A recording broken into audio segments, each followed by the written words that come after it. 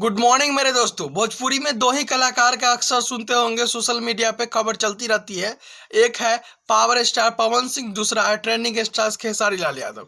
एक बबुआन, एक अहिरान, दोनों में हमेशा चर्चा बना हुआ रहता है। लेकिन एक और है बबुआन, जिनका चर्चा नहीं बना रहता है, क्योंकि ये जातिवाद और व्यक्तिवाद से उठकर गाना गाते हैं। इनका कोई ताल्लुक नहीं है किसी जातिवाद से गाना गाना।